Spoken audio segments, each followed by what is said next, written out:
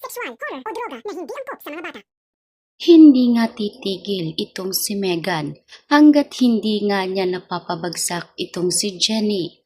Tulad ng kanyang inang si Dara ay meron din itong maitim na budhi.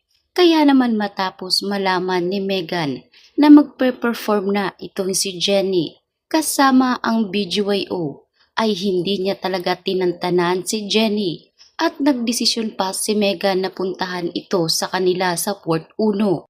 Nakiusap si Megan na wag nang tumuloy sa BGYO at bumalik na lamang sa Yumi sapagkat hindi niya na umano kakayanin kung sakaling mabubuwag ang Yumi.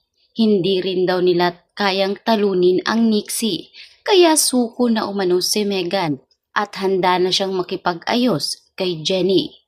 Subalit, hindi na nga nakumbinsi pa ni Megan si Jenny na bumalik sa Yumi at makipag-ayos na sa kanya at ang hindi pagpunta sa BGYO ay hindi na rin siya mapagbibigyan pa ni Jenny.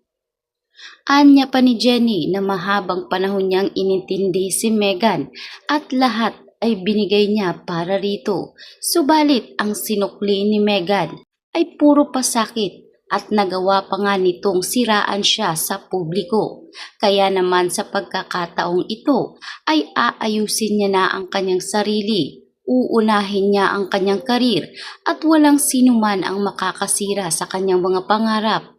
Ganun pa man ay dito nga hindi sinukuan ni Megan si Jenny at sinabi pa na mas uunahin pa nga ba ni Jenny ang kanyang karir kesa sa kanya na kapatid nito. Ngunit sagot ni Jenny na matagal na siyang pinipili ni Jenny. Subalit hanggang ngayon ay puro paninirang puri lamang ang ginagawa ni Megan. Hindi na nga raw madadala pa ni Megan si Jenny sa paawa epek nito dahil kilalang kilala na siya ni Jenny. Kaya naman dahil dito ay hindi na nga nagpumilit pa si Megan dahil nagmumuka lamang siyang kawawang tupa sa harap ni Jenny. Kaya si Jenny ay tuloy na ang alis. Dumiretso siya sa kanyang sinasakyan, ngunit nagulat na lamang ito dahil flat na ang gulong. Kaya naman itong si Jenny ay naniniwala na planado ni Megan ang lahat. Plano niya talagang hindi makapunta si Jenny sa concert ng BGYO at siraan si Jenny sa naturang grupo. Ngunit pangako ni Minchi sa kanyang anak na hinding-hindi sila susuko kahit ang maglakad papunta sa naturang event ay gagawin umano nila. Mabuti na lamang at may isang fans na talagang idolong-idolo si Jenny at dito na nga sila nag-alok ng sakay. Kaya naman nakarating si Jenny sa kanyang pinaroroonan.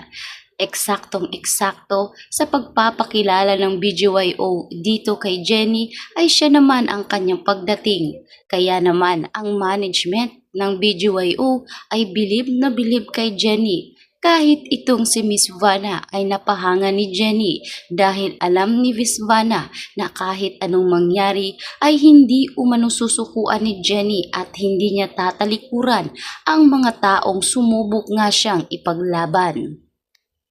Kaya naman sa pagkakataong ito ay panalo ni Jenny ang lahat.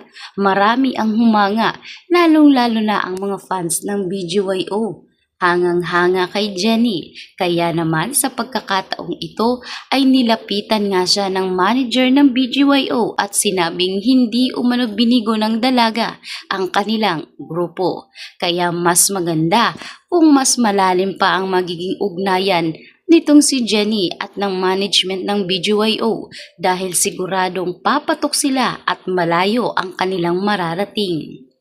Habang abala naman si Jenny sa pakikipag-usap sa management ng BGYO ay dito naman ngayon sinulot ni Dara ang kanta na inihanda nga ng Grande management para dito.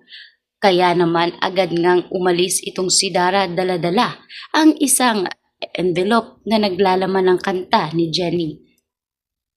Dito ibinigay niya kay Megan at sinabing kantahin na ito ni Megan bago pa man siya tuluyang maunahan ni Jenny. Pumirma na umano si Jenny sa Engrande At siguradong sisikat si Jenny kapag nagkataon. Kaya unahan na umano ni Megan at huwag itong pabagal-bagal dahil siguradong namamayagpag na si Jenny ngayon pa lang. Kaya naman ang plano ngayon ng mag-inang Megan at Dara ay umalis na sa Yumi. Kaya naman nang magkaroon ng meeting ang Yumi ay dito nga ibinalita ni Megan na magkukwit na siya sa Yumi. Ikinagulat ito ni Miss Monica ang padalos-dalos na desisyon ng dalaga. Hindi ito pinayagan ni Miss Monica dahil wala umano sa kontrata ang pag-alis ni Megan.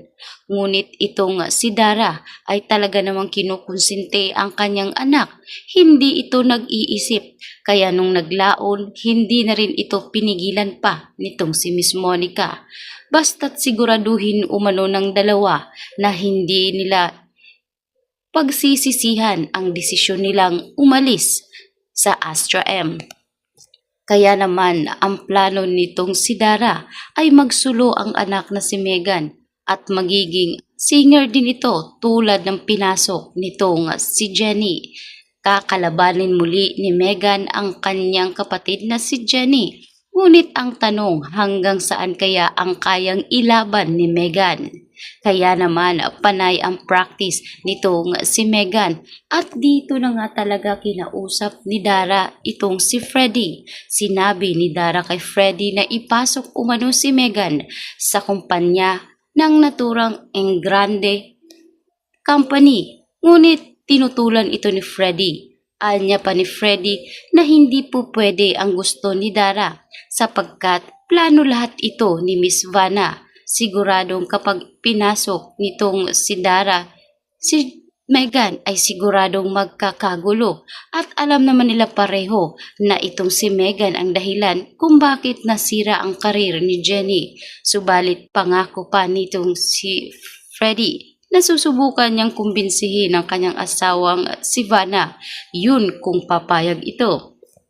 Kaya naman, matapos itong ginawa ni Dara, ay pinuntahan niya rin ang management ng BGYO at dito niya kinausap ang manager. Ngunit anya pa nito na hindi niya makukuha sa bastang pakiusapan, pera at kung ano-ano ang iaalok ni Dara. Malalim umano ang samahan ng BGYO at kay Jenny. Alam din nila na itong si Dara at Megan ang dahilan kung bakit bumagsak ang karir ni Jenny. Talaga bang hindi nila tatantanan itong si Jenny? Ngunit si Dara ay wala ngang pakialam dahil ang gusto niya ay masira talaga si Jenny sa harap ng taong bayan at hindi umano siya titigil hanggat hindi niya nakukuha ang kanyang gusto. Kaya naman sinabi nga ng management ng BGYO na sana lang ay hindi karmahin itong si Dara dahil hindi lahat ng pagkakataon ay maipapanalo ni Dara ang laban niya. Minsan ay natatalo ito at ang masakit ay baka lumagapak pa ito pababa at hindi na makaahon. Kaya naman agad itong nalaman nitong si Vanna dahil ikinuwento naman agad ito sa management. At sa bagay, sinabi nga nitong si Vanna na hindi na siya magtataka dahil hanggat naririyan si Janet umaahon ay hahabulin ito ni Dara tulad ng ginawa ni Dara noon kay Minchi. Hindi ito tinigilan ni Dara si Minchi at lahat ng koneksyon ay ginamit niya para hindi na makabalik ito sa industriya.